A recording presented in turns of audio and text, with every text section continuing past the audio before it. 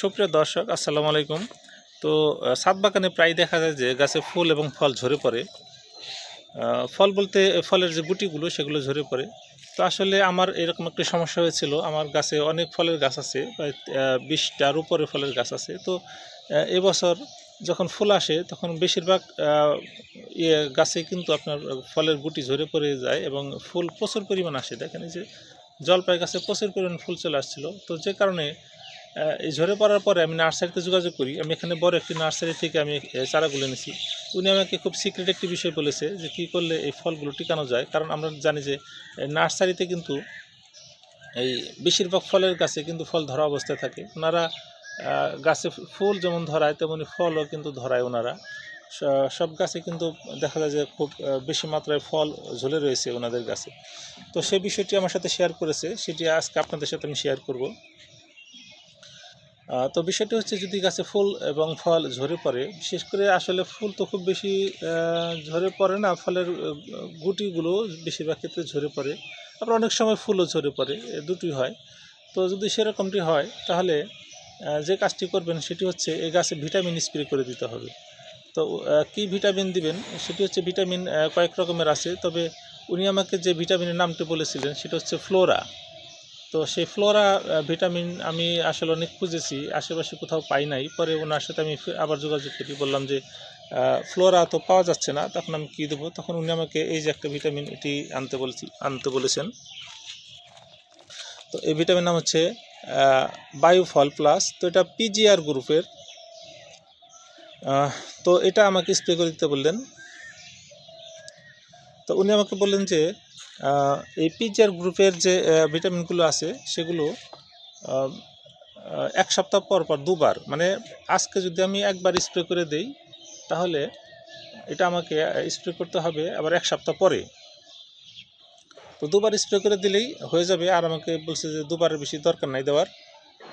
এবং যে সমস্ত গাছে ফল ধরা অবস্থায় আছে সে সমস্ত গাছেও কিন্তু উনি আমাকে স্প্রে করতে বলছে। দেখেন এই যে আমার মালটা গাছে কিন্তু মালটা ধরে আছে, এরকম অনেক গাছ আছে আমার ছাদ বাগানে, যে সমস্ত গাছে আমাকে স্প্রে করতে বলেছেন। এবং সেই সাথে ফুল যদি না ফুটে থাকে তখন কিন্তু স্প্রে করাটা বেশি ভালো। এবং ফুল ফুটলে আপনারা জানেন যে পরাগায়ন হয়, সেই ফুল ফোটা অবস্থায় সেখানে স্প্রে না করাটাই ভালো। তবে যদি দেখা যায় যে ফুল ফোটার পরে সেখান থেকে গুটি বের হয়েছে ফলের, তাহলে তখন স্প্রে করা ভালো।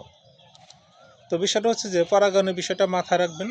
আর ফুল ফোটার আগে যদি একবার স্প্রে করেন, যেমন জলপাই গাছে এটা ফুল ফোটে নাই, আমি এখানে স্প্রে করে দিছি এবং ফুল আমি এখানে আরেকবার স্প্রে করব। আর যদি ফুল ফুটে থাকে তখন আপনারা ওই 2-3 দিন 4-5 দিন ওয়েট করতে পারেন, যে যাতে ফুল থেকে পরাগায়নটার একটা সময় যাতে পায়, এবং তারপরে স্প্রে করতে পারেন। এটা আপনাদের সুবিধা মতো সময়ে দুবার স্প্রে করবেন, এক সপ্তাহের বিরতি দিয়ে। আর এটা কী মাত্রায় স্প্রে করবেন সেটা কিন্তু ওই বোতলের মধ্যে দেয়া আছে। যেমন ফ্লোরা স্প্রে করতে আমাকে বলছিল যে লিটারে 1 ml করে, আর এটা এখানে কিন্তু আছে লিটারে 3 ml।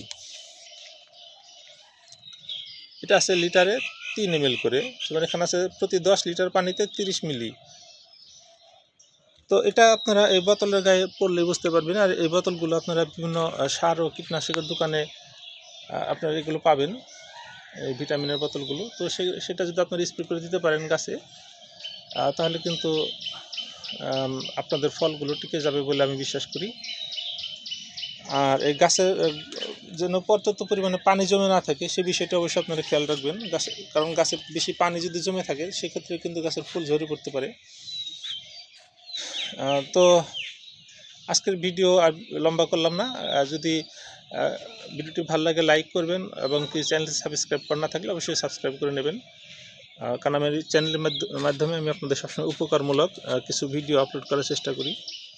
তো আপনারা গাছে ভিটামিন দিয়ে দিতে পারেন। যে সমস্ত গাছে ফল ধরে গেছে সে সমস্ত গাছে ভিটামিন দিবেন, এবং যেগুলো পরাগায়ন অলরেডি হয়ে গেছে, যদি আপনাদেরকে আমি একটি গাছ দেখাই, দেখেন এই যে মিষ্টি তেঁতুল গাছ, এখানে কিন্তু পরাগায়ন হয়ে এখান থেকে কিন্তু বের হয়েছে। দেখেন তেঁতুলের কিন্তু একটা গুটি বের হয়েছে এখান থেকে, তো যেখানে এই গাছ আমি দিতে পারছি। আর সেই সাথে যে কোনো সবজি গাছে কিন্তু দেওয়া যাবে। যে সমস্ত সবজি গাছে আপনার ফুল ঝরে পড়ছে বা ফলটা ঠিক মতন থাকছে না গাছে, সে সমস্ত গাছে কিন্তু আপনারা এটা দিয়ে দিতে পারবেন। তো যাই হোক, আজকে ভিডিও পর্যন্ত সকলে ভালো থাকবেন এই প্রত্যাশায় শেষ করছি আজকে ভিডিও। আল্লাহ হাফেজ।